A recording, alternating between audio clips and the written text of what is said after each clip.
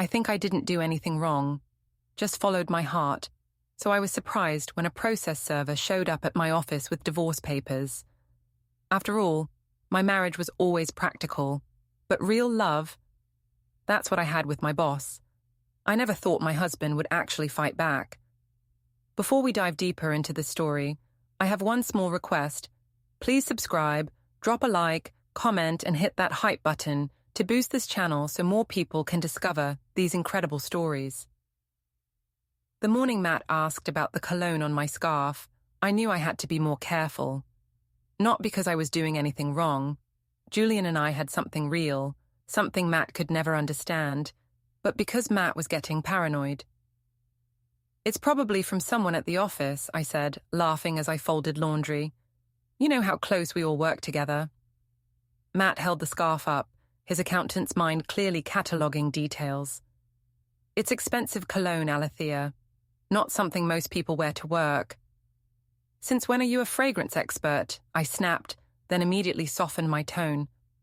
Honey, you're imagining things. Maybe you're just stressed about work.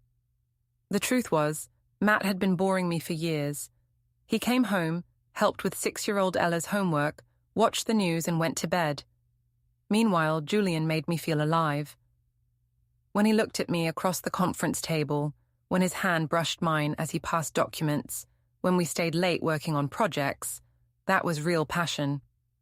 Paula, Matt's mother, visited that weekend and immediately sensed the tension. She watched me check my phone constantly, noticed how I barely looked at Matt during dinner.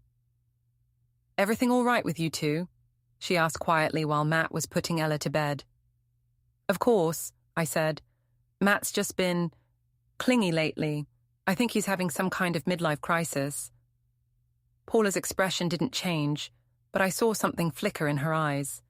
She'd never particularly liked me, and I could tell she was filing this conversation away. My sister Becca was more supportive when I called her later. You deserve to be happy, Alethea. Matt's a good guy, but he's so ordinary. If someone at work makes you feel special, that's not your fault. Even Ella seemed to sense something was wrong. Why do you and Daddy whisper fight now? She asked one morning, her big eyes worried. We don't fight, sweetheart, I said, kissing her forehead. Daddy's just going through a difficult time. But Matt was getting suspicious. I found him looking at the phone bill one evening, his finger tracing the call logs. When he saw me watching, he quickly closed the folder. Just checking our minutes, he said, but his voice was tight. I needed to throw him off the scent, so I went on the offensive. You know, this paranoid behavior is really unattractive, Matt. If you don't trust me after 8 years of marriage, maybe the problem is you, not me. He looked genuinely hurt, which made me feel guilty for about 5 seconds. Then my phone buzzed with a text from Julian, and my heart raced the way it never did when Matt touched me. The corporate office felt electric whenever Julian was near. As his administrative assistant, I had legitimate reasons to be in his office, to stay late, to travel with him to meetings. But people were starting to notice. You've been working a lot of overtime lately, Sarah from accounting mentioned one Tuesday, as I rushed past her desk at 7 p.m. Mr. Firth has some big projects coming up, I said, not slowing down. Someone has to stay on top of things.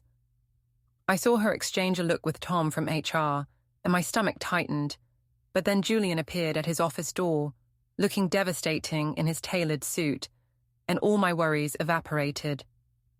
Alethea, could you help me with these contracts?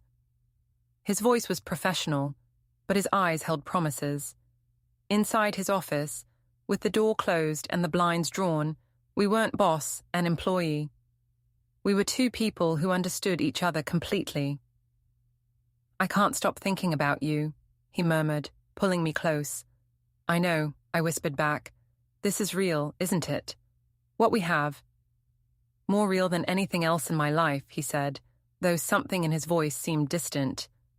My phone rang, Matt calling for the 3rd time that evening. I declined the call and turned the phone face down. Problems at home? Julian asked, straightening his tie. Nothing I can't handle, I said. Matt's just insecure. He doesn't understand that some people have ambitions beyond watching TV and balancing checkbooks. When I finally got home at 9:30, Matt was waiting in the kitchen. "Your phone was going straight to voicemail," he said. "I was worried." "The battery died during our evening meeting," I lied smoothly. "I told you we had that big presentation to prep for." "On a Tuesday night, until 9:30? His questions were getting annoying. "Matt, this is my career we're talking about. Some of us want more out of life than just this." I gestured around our modest but comfortable kitchen. I saw him flinch, and part of me felt bad. But then I remembered Julian's hands on my waist, the way he looked at me like I was the most fascinating woman in the world, and my guilt faded. Becca called the next day, full of encouragement. "You sound happier lately, more confident. If this Julian guy is bringing out the best in you, that's not something to feel guilty about." "It's not just attraction," I explained. "We connect intellectually. He sees my potential." "That's beautiful, Alethea. Matt's a good father, but has he ever really seen you? The real you?" Meanwhile, Paula had started calling Matt more often. I'd catch him having quiet conversations in the garage, his voice strained. When I asked about it, he just said his mother was concerned about his stress levels. My father, Martin, was less understanding when Becca mentioned my work situation during Sunday dinner. "Marriage is about commitment, Alethea," he said quietly. "Through boring times and exciting times." "Easy for you to say, Dad. You and Mum were soulmates. Some of us have to figure out what real love looks like." The look he gave me was disappointed, but I pushed it away. What did he know about my situation? Matt's friend at the phone company must have tipped him off, because his questions became more specific. But I was getting better at deflecting. "You're becoming obsessive, Matt. This jealousy isn't healthy. Maybe you should talk to someone about your trust issues." By spring, I was barely pretending anymore. When Matt suggested a weekend getaway for our anniversary, I laughed. "I can't just abandon my responsibilities, Matt. Julian is depending on me for the Morrison account presentation. It's Saturday, Alethea, and our anniversary. Some things are more important than arbitrary dates," I said, already texting Julian that I'd be available. Ella started crying when she overheard us arguing about the cancelled trip. "I wanted to go to the beach," she sobbed. "Daddy can take you to the beach any time," I said, though I felt a pang of guilt at her tears. "Mommy has important work to do." Matt knelt down and hugged Ella, his face grim. "We'll do something special next weekend, baby. Just you and me." The way he said it, like he was already planning a life without me, should have been a warning. Paula confronted me the next week when she came to pick up Ella for a grandmother-granddaughter day. "That little girl is suffering, Alethea. She's anxious, clingy. Her teacher called Matt about her behavior at school." "Ella is fine," I said defensively. "Kids go through phases." "This isn't a phase. This is a child whose family is falling apart and she doesn't understand why." Maybe if Matt wasn't so paranoid and controlling, there wouldn't be any tension for Ella to pick up on, I shot back. Paula's expression hardened. "Matt is the most patient, loving man I know. If he's concerned about your marriage, there's a reason." After she left with Ella, I called Becca, furious. His mother basically accused me of destroying the family. "Can you believe that?" "She's just protective of her son," Becca said. "But honestly, Alethea, if you're this unhappy with Matt, maybe it's time to be honest about it. You can't live a lie forever." The idea of leaving Matt for Julian sent a thrill through me. We could be together openly, build something real. But when I hinted at it during one of our late-night office sessions, Julian seemed uncomfortable. "Let's not rush into anything," he said. "These situations are complicated." I found a receipt in Matt's jacket pocket the next day. Dinner for two at an expensive restaurant downtown. For a moment, I wondered if he was having an affair too. But then I realized the date. It was from a night when I'd claimed to be working late with Julian. Matt had been tracking my lies. The thought should have scared me, but instead it made me angry. What right did he have to spy on me? to treat me like a criminal when all I'd done was find someone who appreciated me. Your husband is getting suspicious, Julian mentioned during one of our afternoon meetings. Maybe we should be more discreet. Don't worry about Matt, I said. He's all bark and no bite. He'd never actually do anything. I was so wrong about that. Matt's behavior changed completely in late spring. Instead of asking questions or seeming hurt, he became calm, almost businesslike.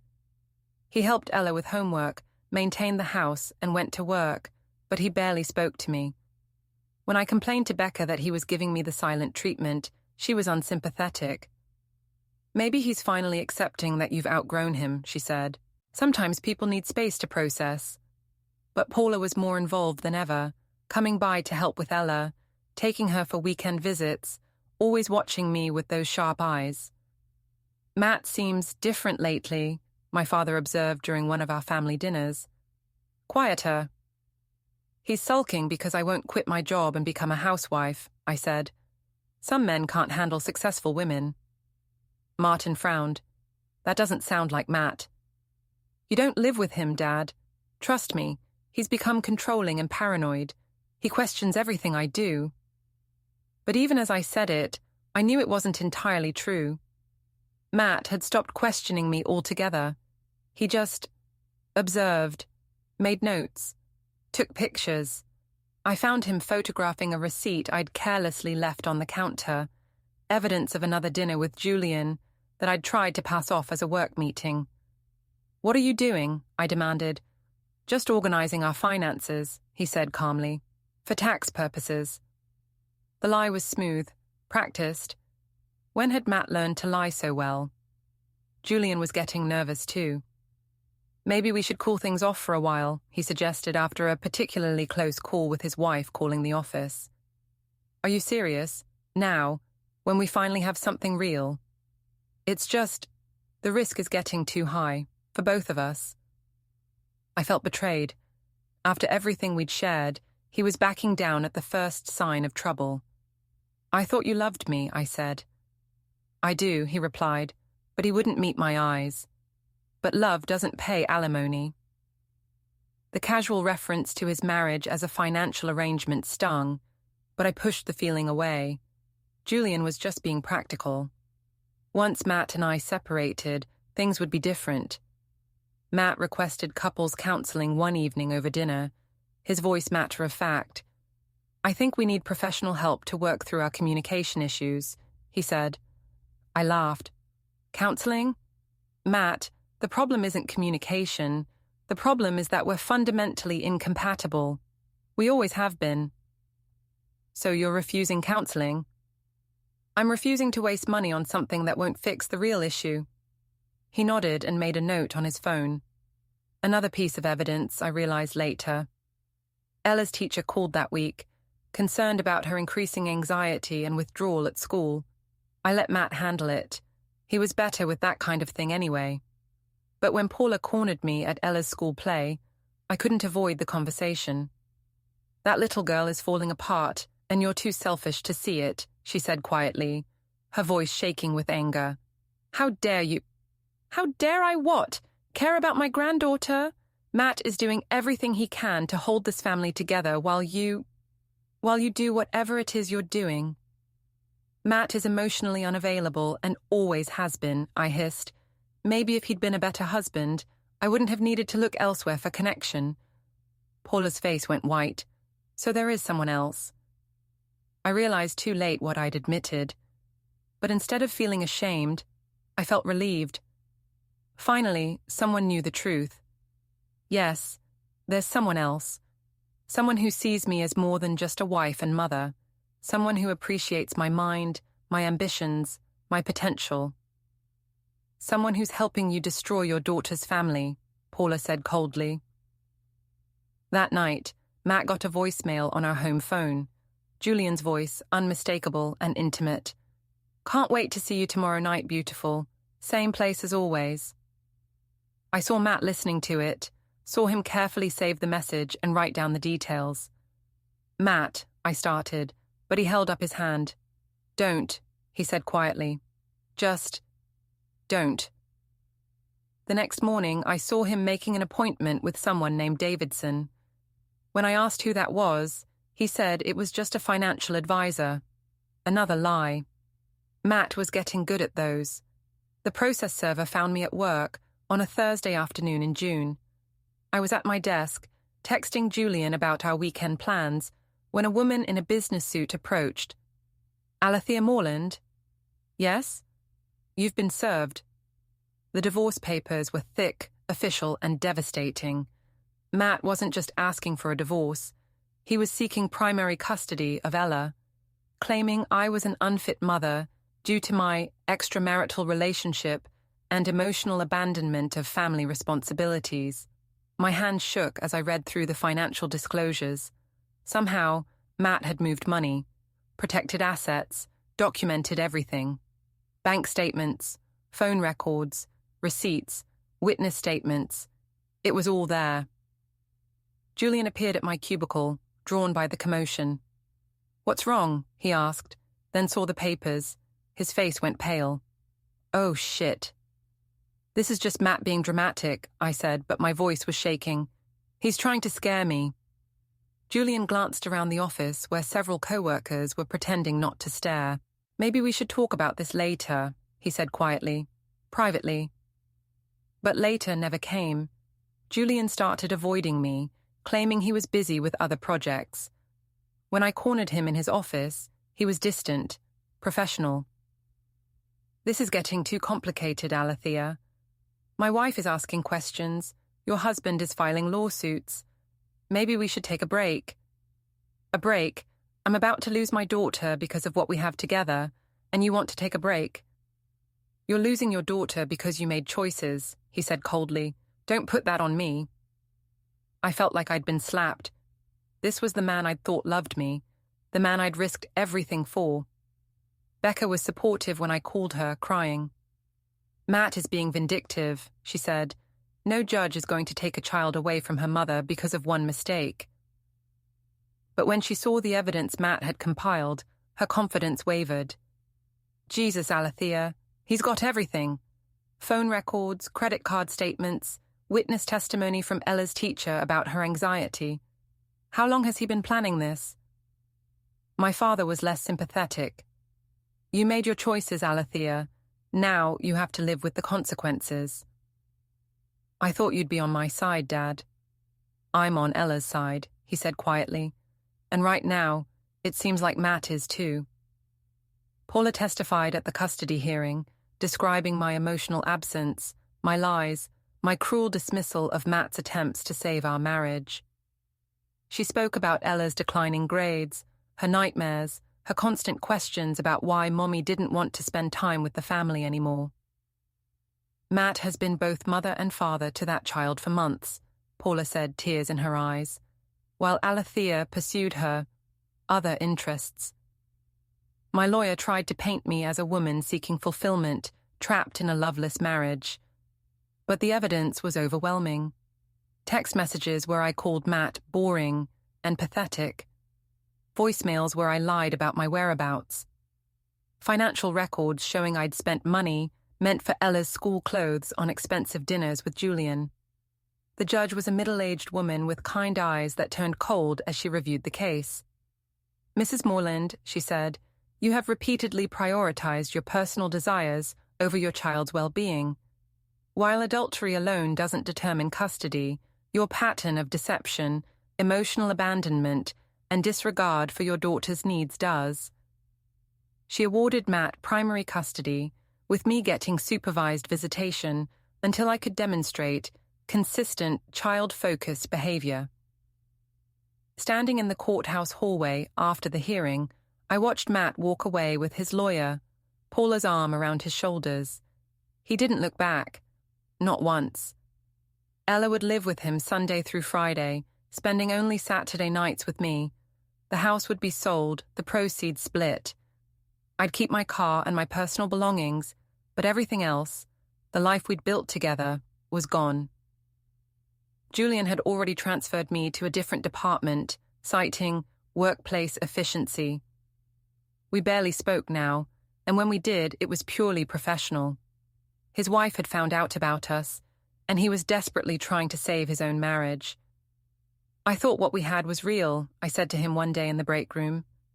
"It was real," he said quietly, "but so were the consequences." Becca still supported me, insisting I'd been trapped in a marriage that was wrong for me. But even she seemed subdued now, especially after seeing Ella's reaction to the custody arrangement. "Mummy, why can't I live with you anymore?" Ella asked during one of our Saturday visits.